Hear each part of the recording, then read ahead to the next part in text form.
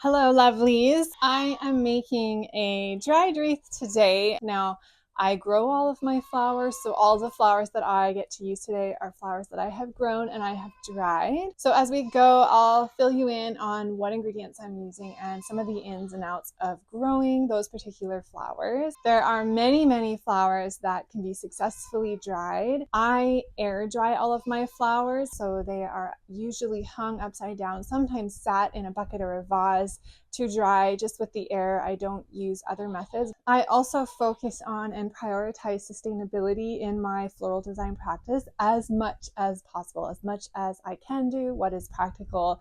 And slowly over the years, I have transitioned over from using wire frames for a lot of my work and using wire for a lot of my work to compostable ingredients. So today I'm going to be showing you how I will assemble a dried wreath using a natural wreath base that I'm going to make, as well as sisal or twine.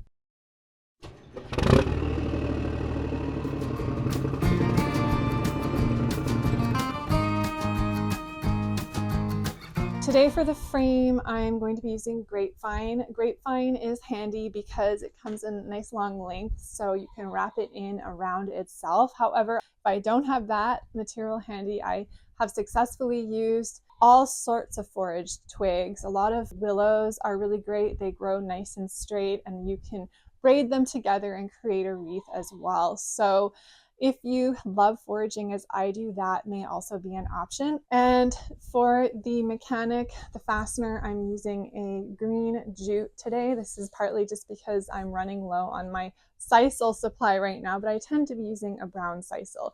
However, this will work as well, and this will be hidden by the flowers, so I'm not too concerned about what exactly it looks like. So let's make this frame. Try not to knock this camera over with this as I go. I've actually had questions about this. Do you need to soak your grapevine first? I don't find that I always need to soak it before I use it. If it's a little stiff, you can put incremental little bends in it as you go. However, sometimes if you're doing an exposed frame, for example, on a crescent wreath, you may want to try soaking it because, as you can see, I'm getting some fraying on the exterior bark here. Now, these grapevines are left over from last year's. I've had them for about a year now. And if I soak them, it may help to prevent this breakage here. I don't mind it. Also, this wreath is going to be an all-around full coverage wreath, so it really doesn't matter. Now, when you make your frame, keep in mind how big you want your eventual wreath to be. So my goal for this wreath is to be about 22 inches in diameter. So I'm going to be making it smaller than that naturally, because I'm going to assume that my flowers are going to be coming out from the sides and creating an even larger diameter. So just keep that in mind. Otherwise, you can end up with a massive wreath if you're not careful. So I'm just going to bend this grapevine into the sort of the size that I'm looking for here. And now I'm holding the one end here against itself as it's wrapped around. And now I'm just going to take the softer end, the thinner end, and start weaving it through. So placing it in through the circle, pulling it around, and then over and in again to start putting together my frame. Now I want some consistency in, see, I snapped it. That may not have happened if I had soaked. I want some consistency, so it will help me to make a little bit more of a consistent sized wreath. So I'm going to grab another smaller piece of grapevine to finish this circle off. And coming in close to where I stopped, I'm gonna hold that there, and again, just tuck one end through and keep going around. Now, it's really nice if you have long pieces of grapevine because it will just hold itself together. But if you have shorter sticks, you can always tie things together as well. So we'll just keep going and tucking these ends in where they will hold. If I have a stray end, I'm not too concerned because I'll be tying the flowers on with my jute, and so the jute will naturally tie any loose ends up as well on the wreath. So now I'm just gonna bop this and squeeze this and shape this and try to get more of an even circle. Now, if this is your first time making a wreath, just keep in mind that a natural base like this has variation. It's undulating, you know, it's not necessarily going to lay flat. It has dips and curves and flat sides, and I'm going to shape it as best as I can, but it can make it a little more challenging or a lot more challenging to get a nice and even shape if that is your goal for your wreath. So just keep that in mind. It can be helpful to learn on a manufactured wreath frame that is a lot more consistent in its size and shape. Great. So I'm just gonna place this on my table and see which way I want this to sit. Which way is it gonna sit best against a door? If there are little bits, those can be clipped off to help it to sit flat. Now it is time to choose my ingredients. So I've recently organized all of my dried materials so I can easily see what I have left in the inventory, and it's so pretty. I have to tell you, it gives me great satisfaction. Like on a scale of 1 to 10, this is a 12. Seeing my dried flowers like this, they can be a little bit explosive when you're working with them. So I hate to dig into here, but I'm going to pick out my flowers that I'm using for this wreath. Now, my customer for this wreath, because this is actually a wreath that is going out the door, has requested fall colors. So fall colors typically will mean kind of a traditional fall color palette with oranges, reds, golds, yellows, that sort of color palette. Now, I happen to know this particular customer, and she is also a lavender farmer, and I happen to have a little bit of her lavender here. So I'm going to incorporate a small amount of lavender and pops of bluish purple into her wreath, and hope that that makes her happy, and hope that I know my customer well enough that I know that that will be well received. Now, one of the things that I find really helpful with wreaths, especially full all-around wreaths, is to use foliages as filler. So I'm going to pull this wonderful foliage. This is Dusty Miller. And this wreath is going to suck up probably a lot of this. I have 2 types of Dusty Miller. I'm going to incorporate both of these. This is your sort of standard traditional type, as well as this one, which is called New Look. It's a broad leaf. It's quite lovely and not as busy in a wreath design, so I enjoy using that. Now I don't have a ton of it, so I'm going to use a little of both. And by the way, Dusty Miller is easy to grow, easy to dry. I tend to grow it in shade, or you could put shade cloth over it to get it to grow longer. Next, I'm going to grab, I'm trying not to wreck these as I do this. I'm gonna grab, I have a nice amount of feverfew here. Golden, lovely, and very textural, so very, very cute, dainty texture to be adding in. Now, feverfew, I actually have foraged feverfew in the past. I finally actually grew it for the first time this year. I don't really have too much to say. I found it really easy to grow, really easy to germinate. And I have let it self-seed out in my field, so we'll see if it'll come back for me for another year. I use it fresh as well. And I do find that I get petal loss with it, but I still get those lovely little yellow centers. So I still find it quite nice in the drieds. Now I happen to have wheat. I'm going to throw some wheat in. Nothing says fall, maybe possibly as much as wheat. I don't want to be too kitschy with this wreath, but it will help speak fall to my customer. And by the way, this is just winter wheat, and we actually grow this as a cover crop, and I'll just let a small section of it finish and go to seed in the spring, early summer, and harvest that. I have a small amount of golden statice. Now, statice is pretty straightforward to grow as well, and I grow it in many shades. I love these. They're like the apricot peach mix. In my climate, which is cool and mild, it'll flower for me through the whole season. It's a cut and come again. It's amazing, and I grow it primarily as a bouquet filler, but I will save small amounts of it as I go. It's really one of the great ones because I can use it fresh and dried, and it's really effective and plump as a dried filler as well. I'm going to dive into the fall tones now and really up the saturation on this wreath. I have this straw flower, so just keep in mind I will always include as much as I can the variety names of flowers if you just watch in the top of the video there. Straw flowers are also a wonderful, productive cut flower. They produce all summer long for me. They're a cut and come again. Now here's our bit of lavender that is actually from the farm that this wreath is going back to. Because it is so dainty, what I'm going to be doing is using it in bunches as I go, using it in little clusters just to bring a little more attention to it. I'm also incorporating some dried bells of Ireland. Bells of Ireland, I always find it dries, by the time I dry it anyways, it dries quite blonde, quite creamy blonde, which is great for this wreath. And then to augment my palette, I have some more straw flowers in sort of a mix of salmony kind of orangey colors. So I will be using a combination of these straw flowers. And for a final detail, one of my all-time favorite flowers to grow, dry, use fresh, you name it, even just let it bloom in my garden because they're spectacular, is Echinops. And it's bluish, and it's going to tie in a little bit with my purple lavender.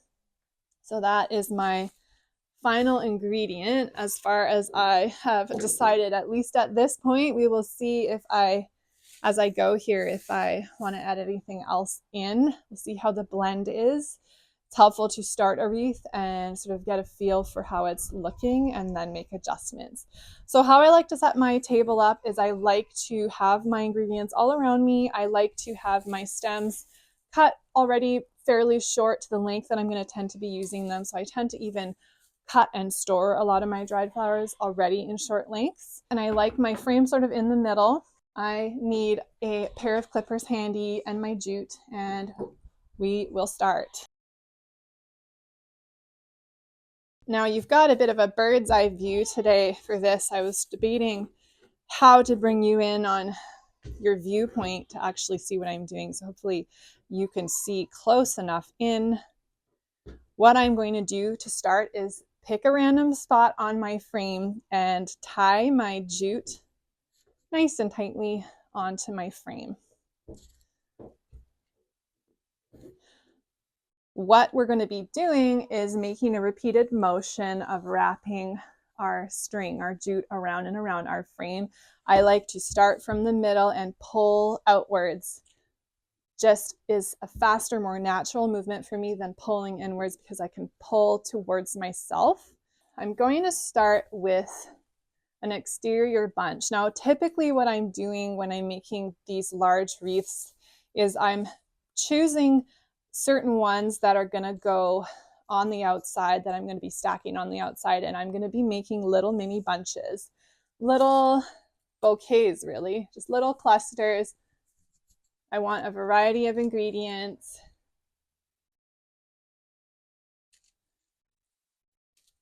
But I want a little bouquet essentially like this. I'm going to cut it.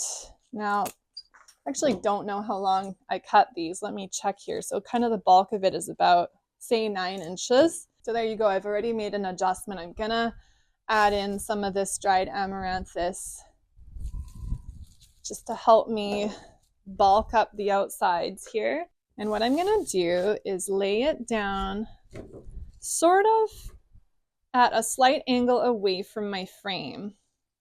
It is not up straight up and down. It is at a slight angle away with a couple of inches below where my jute is and the rest of it above. I'm just going to grab my jute and wrap, pull tight, and wrap around, pull tight. And if you're using wire, 2 times around is good enough. If you're using sometimes jute or sisal, it can be a little slippery, so you may want to go 3 times around just to help hold and maintain that tightness. So that is the start of my wreath. Now I'm going to make another bunch. This bunch is going to cover the center of my frame. So I'm going to choose different ingredients for this a little bit. So this is when I tend to focus on incorporating my straw flowers a little bit more and some of the shorter bits of flowers. And again, just making a little bunch.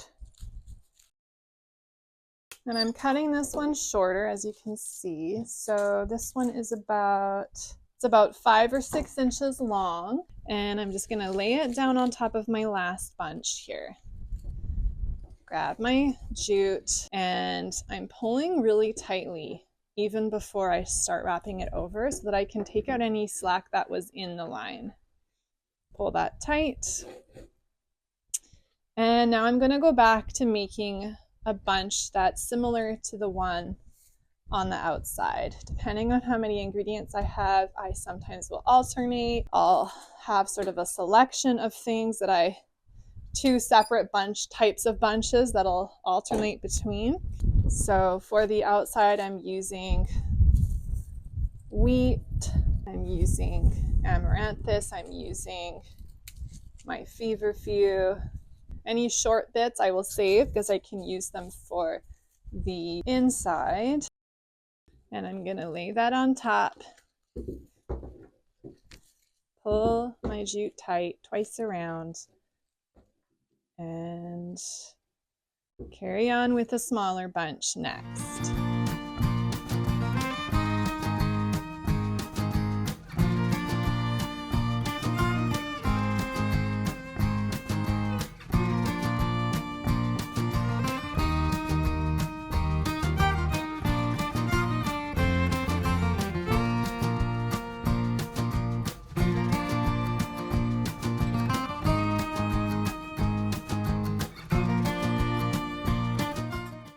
So there we are, a few bundles in. I'm just going to carry on all the way around my frame in this manner and trying to keep my bunches consistent. Now, if you're starting out with your wreaths and you're finding that your flowers are really brittle and you're getting a lot of breakage, try putting them somewhere humid for a little bit. For me, the outdoor air is great here in my climate. I can leave them out for a few hours or sometimes overnight, and they will get more pliable and I can work with them easier. So try that if that's giving you trouble, because they shouldn't be so brittle that they're breaking as you're trying to work with them. So I will carry on all the way around, and I will stop and show you how to finish that off at the end, because that is a little bit tricky.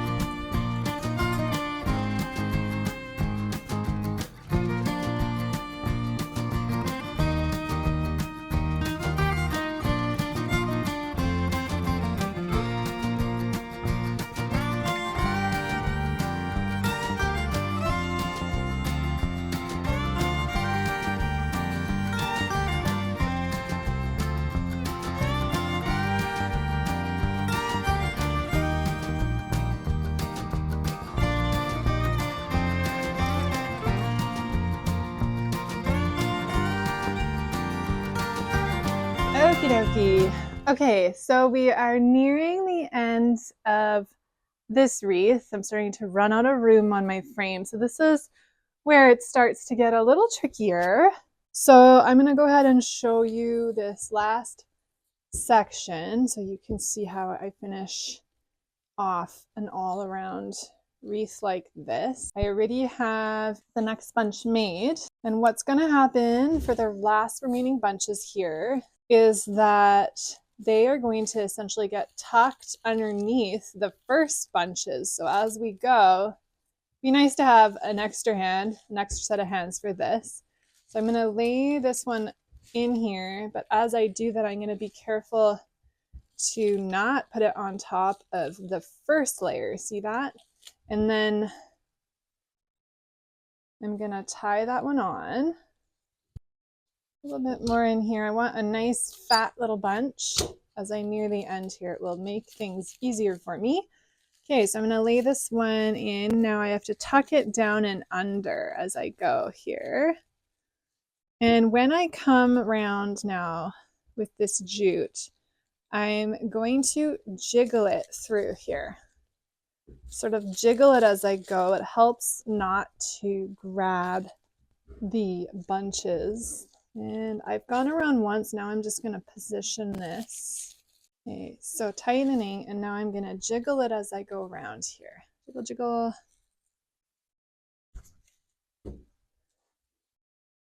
Pull tight again. Now I still have space here for a large one. Now again, I'm going to make this one nice and full.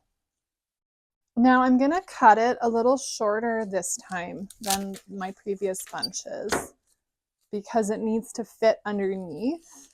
I find it easier if I cut it just a bit shorter. Lifting my initial bunches and sliding that one underneath. Okay, and then that little jiggle method while my hand is still there, sort of holding those two apart. Jiggle, jiggle, jiggle, jiggle, jiggle, and around. Pull nice and tight. Jiggle, jiggle, jiggle, jiggle, jiggle, and around. Pull nice and tight.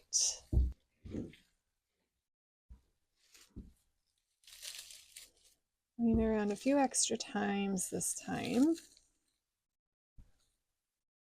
And then I'm just going to cut that fairly long and tie that one off at the back.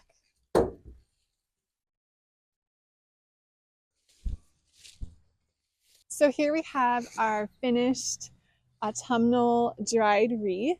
It is gorgeous if I say so myself. This type of wreath is really great because they're so long lasting. So if they hang indoors, they actually last for years, especially if they're out of direct sunlight, then the colors will hold quite well, especially on some particular flowers. So you'll experience a little bit of fading on some things, but they still hold their beauty and their texture, and they make great and wonderful additions inside a home. Even if it hangs outdoors, it can last for an entire season. It can last into the spring as well. So just a really great long-lasting option and a fun direction to go with growing cut flowers. So I hope this video was helpful to you as always. I really hope with all of my videos, well, I guess I hope for two things. I hope that they are inspirational to you, that they're giving you ideas and aha moments and ways that you can build off of what I'm showing you. And that goes into the second hope, which is that I'm giving you tools for how to proceed with things, but they are only suggestions. There are many, many ways to do flowers. So I hope you realize that there are many ways to do flowers. There are many ways to make a dried wreath, and there are many different styles that you can achieve.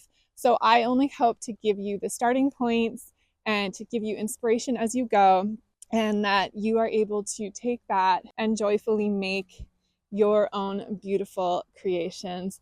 Thanks for being here today. Let me know if you have any questions or comments. I always love hearing from you, and I will see you next time.